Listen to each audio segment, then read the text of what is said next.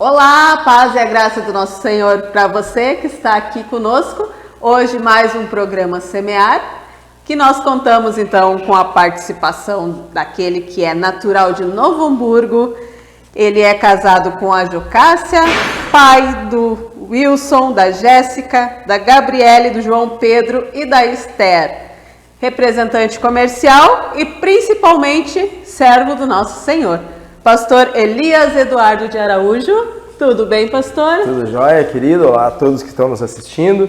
Que Deus possa te abençoar durante esse programa aí, que não seja apenas uma entrevista, mas um momento de edificação para Deus. Estou muito alegre de estar aqui. Obrigado pela oportunidade e obrigado a você que está nos assistindo. Eu que agradeço desde já a sua participação, já aqui pela segunda vez conosco, né? Semana passada a gente veio para falar sobre a marcha, sobre a Semana Gospel. Sim. E hoje para a gente conhecer um pouquinho mais sobre você. Me conta então, pastor, como é que você veio parar aqui em Montenegro? Pois é, Montenegro é uma cidade bacana, né? É interessante, Montenegro é um pouco diferente, que eu vim de Canoas, né? E nasci em Novo Hamburgo. E como tem pessoas em Montenegro que não são daqui. Sim. Né? Como é um local que acolhe pessoas de todo o Rio Grande do Sul e inclusive de todo o Brasil, né? É muito interessante isso, uma cidade bem acolhedora.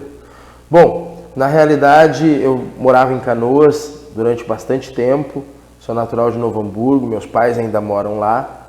E a minha esposa, a mãe dela estava morando aqui, hoje não mora mais, mora em Triunfo. E já está numa certa idade, ela quis ficar mais perto da mãe, disse assim, amor, quero ficar lá perto da mãe, vou morar mais próximo dela. E nós decidimos então vir para cá, para a cidade. O intuito de vir para a cidade, a princípio, não era ministerial. Até então eu estava trabalhando ativamente na igreja do pastor Isaías Figueiró, em Porto Alegre, estava colaborando com a obra lá. E acabou fluindo naturalmente o ministério, quando nos mudamos para cá. Comecei a trabalhar então na região, fazendo alguns trabalhos na área de segurança e conheci algumas pessoas inclusive que estavam com alguns problemas espirituais, e na convivência Deus foi transformando essas pessoas. E quando nós vimos, nós estávamos com uma pequena congregação. Não foi algo proposital assim, né? Vamos para lá, vamos começar um trabalho para o Senhor. Não, né? Como servo, onde a gente está, a gente vai trabalhando. E foi interessante que, na época, trabalhando nessa área de segurança, um colega meu pegava carona comigo, né? Eu ia de carro para o local e ele pegava carona comigo para nós não gastarmos muito na locomoção. E nessa carona eu comecei a falar do amor de Deus, do Senhor Jesus, e aquilo foi trabalhando com ele, e ele voltou para os caminhos do Senhor dentro do carro. Glória a Deus. E ali começamos um trabalho então com a família dele, e depois foi crescendo até que chegou num ponto que fazer na residência era complicado, até complicado de convidar pessoas para a residência de um terceiro irmão. Então a gente acabou montando um localzinho para congregar ali, começando o trabalho ali, né? Depois de um certo tempo, fomos reconhecidos então pelo Ministério Casa da Bênção, que é a ITED. São 6.000 igrejas hoje no país, é um ministério bem grande, um ministério de convenção. E estamos trabalhando com eles desde então, né? A igreja já está ali há 3 anos agora. Faz 3 anos que estamos abertos na Olavo Bilac.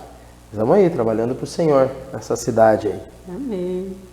E me fala então, pastor, como é que foi a tua jornada até Cristo? O que te levou a ser cristão, a servir o nosso Deus?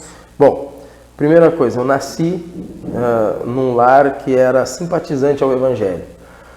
Meus pais já frequentavam na época a Assembleia de Deus, nós tínhamos pouca igreja, eu estou com quase 40 anos. Quando eu era criança, então, nós estamos falando aí de 30 anos atrás. Em Novo Hamburgo a igreja não era tão desenvolvida, nós tínhamos na época no bairro ali só a Assembleia de Deus, mais distante um pouco a Deus é Amor. E meus pais frequentavam então a Assembleia de Deus, cresci dentro do ambiente igreja.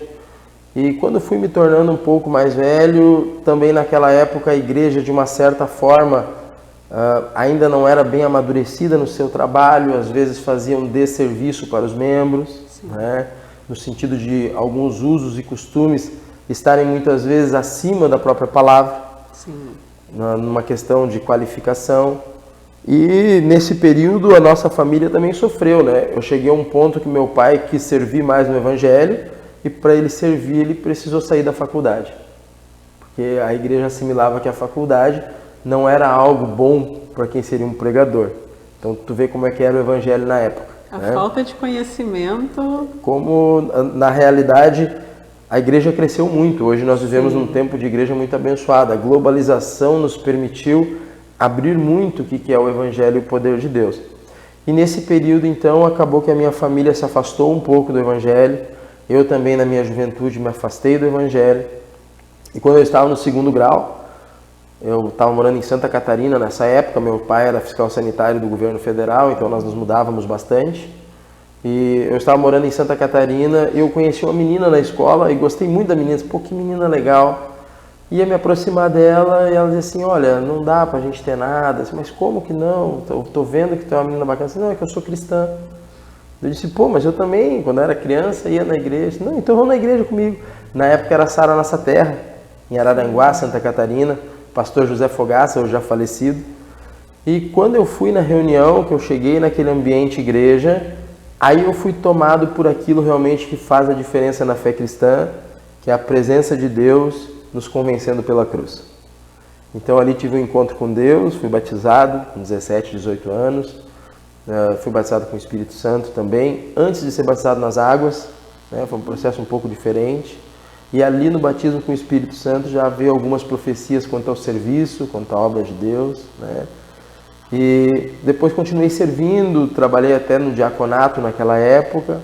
E mais uma vez, por costumes da igreja, acabei tendo algumas frustrações com a igreja local. A igreja local acabou fechando, não desse pastor José Fogaça, mas onde eu trabalhava no diaconato. E inclusive o pastor acabou se desviando, acontecendo algumas coisas bem complicadas na igreja, ao qual, infelizmente, por ser muito jovem, aquilo acabou me afetando, E eu acabei criando uma ideia da igreja muito diferente do que é. Então... A estrutura que tu tinha desabou e aquilo ali te afetou. Porque o jovem hoje, quando está na igreja, um jovem que aceita Jesus como Senhor, que não tem uma família bem estruturada, a estrutura familiar dele é a igreja. Sim. A referência dele é o pastor. Então, quando se quebra essas referências e quando, inclusive, se tem uma instrução e se coloca a liderança num patamar muito acima do que é, então o jovem tem aquela referência que é Deus no céu e o líder na terra. E aí, quando se encontra com a realidade ou quando tem uma frustração, acaba atingindo toda a fé daquele jovem, e isso tanto jovem como também novo convertido, pessoas que estão no início da fé, e acaba sendo muito triste. É o que nós temos hoje, um mar de pessoas que são os desigrejados, pessoas que conheceram Jesus, amam o Senhor, mas acabam não se encaixando mais no ambiente igreja e muito por frustrações, não com o corpo de Cristo, frustrações com a organização, que são coisas bem diferentes uma da outra. Então, tive um tempo longo daí fora da igreja, Nesse tempo acabei prosperando bastante na área empresarial, abri algumas empresas, fui representante da Claro no estado, trabalhava no estado inteiro, tinha em torno de 40 colaboradores na época.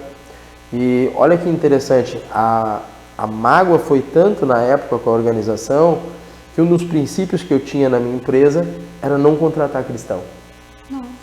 Pelo conceito de que se tu vai contratar o cristão hoje vive num sistema de hipocrisia. E eu não quero um funcionário hipócrita. Sim. Por aquela experiência ruim que eu tive dentro da igreja. Olha que interessante isso.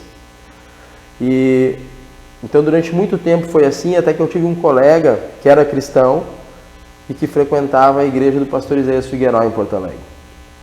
E esse colega um dia me convidou, vamos na igreja e tal. E eu resistente, falei, não, já tive algumas experiências na igreja não muito legal, não quero saber disso, Mas era uma pessoa muito amável. E acabei indo numa reunião com ele. E aí, assim como na minha juventude, nessa reunião que eu fui reconquistado pelo Senhor, pela cruz e pelo seu amor. Reconquistado pela vida que é no Evangelho. E aí comecei a me aproximar, e uma das coisas que me aproximou foi a maneira que o pastor Isaías trabalhava. Não uma maneira de pastoreio querendo se influenciar na vida da pessoa e entrar no pessoal da pessoa, mas um pastoreio, por exemplo. A minha convivência com ele fez eu querer estar bem com Deus, querer me consagrar, para realmente ter ele como exemplo e dizer, poxa, eu quero uma vida com Deus igual esse pastor tem. E não por ele se envolver na minha vida pessoal ou querer de alguma forma fazer uma gestão controladora de liderança. E isso foi uma estratégia que Deus usou para que eu voltasse para a igreja e inclusive voltasse à minha vida ministerial. Foi muito bacana, né? Deus foi bom comigo nesse sentido, porque muitas pessoas às vezes não têm essa chance. As pessoas se afastam do Senhor e acabam se mantendo afastado, até muitas vezes morrendo numa situação longe da graça por frustrações com a organização e não com o organismo que é o corpo de Cristo.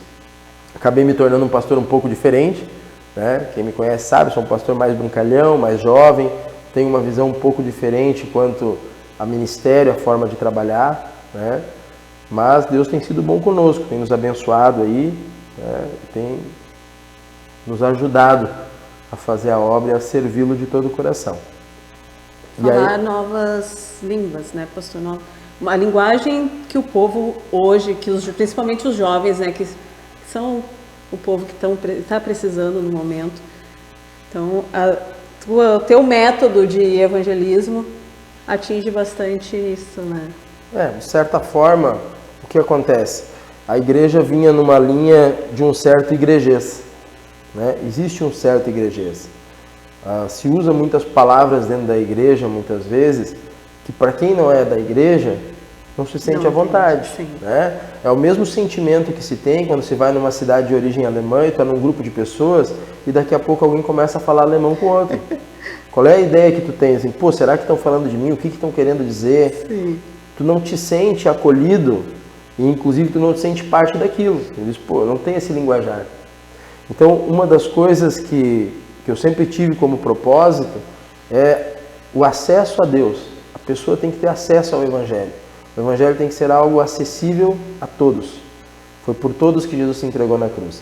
E uma linguagem acessível, uma linguagem fora de um igrejês, uma pessoa que tu consiga olhar e se identificar com ela, dizer, pô, é um ser humano, é uma pessoa normal, eu me sinto acolhido aqui, me sinto bem, fala como eu, conversa comigo naturalmente, é uma das coisas que, ao meu ver, é uma estratégia para alcançar, inclusive, algumas vidas que daqui a pouco nunca entrariam numa igreja. Hoje nós temos uma congregação pequena, mas nós não temos ninguém da congregação que veio de outra igreja. Todas as pessoas que congregam conosco são pessoas salvas do meio espírita, salvas, tiradas de um catolicismo às vezes, tiradas do espiritismo, tiradas da Umbanda e conheceram o Evangelho através de nós. Isso também traz um peso, porque fazer a formação de uma pessoa desde o princípio, uma pessoa com uma base espírita, uma base umbandista, uma base católica, tu tem uma demora no preparo dessa pessoa e na edificação dessa alma. Mas é muito compensador tu fazer esse trabalho e realmente as portas do inferno não prevalecer contra a igreja, mas tu conseguir entrar e resgatar vidas, pessoas que estão sofrendo, numa proposta de amor e de carinho, que é o que eu creio que é o Evangelho. Então, nós temos uma posição meio diferente nisso aí, né? Por isso, nosso trabalho, às vezes, até quem olha assim, pô, mas esse pastor é meio diferentão, né? Aí, cabeça raspada, gosta de academia, né? Usando roupa de exército, inclusive essa roupa aqui é da Marcha para Jesus, você que está olhando, ó, camiseta da Marcha para Jesus esse ano é essa daqui. Ele veio todo caracterizado, hoje né? Eu vim aproveitar para mostrar que eu faço parte do exército do Senhor. Exército de Cristo, isso aí. Então, estamos com a camiseta também, aproveitar e fazer um merchan aí, você que vai participar da Marcha para Jesus, adquira a sua camiseta, vai ser a mesma todos os anos, viu? Então, vai ser usada no que vem, nos outros anos também, você vai adquirir um material para vários anos aí. É uma alegria estar servindo ao Senhor aí, desta forma um pouco diferente da tradicional, mas não diferente na questão do temor ao Senhor e de respeito às Escrituras, como manual de fé e prática. Mas sim diferente numa forma de trabalho para trazer um evangelho mais acessível, né? Um evangelho mais acessível e inclusive mais acolhedor, né? Para a pessoa se sentir um pouco mais à vontade na igreja. Hoje nós temos um trabalho onde procuramos fazer isso, uma porta aberta onde qualquer pessoa que chegue tenha essa identidade de dizer, pô, esse local aqui eu me sinto bem, é um local que me sinto acolhido, me sinto bem tratado, em diferente posição social, de credo, de posição de opção sexual, né? Isso não importa. O que importa é acolher as pessoas e crer no poder transformador da cruz. Eles saberem que ali tem o amor de Deus, né? Isso aí. Muito obrigada, então, que a gente encerra o nosso primeiro bloco e logo voltamos com mais Pastor Elias.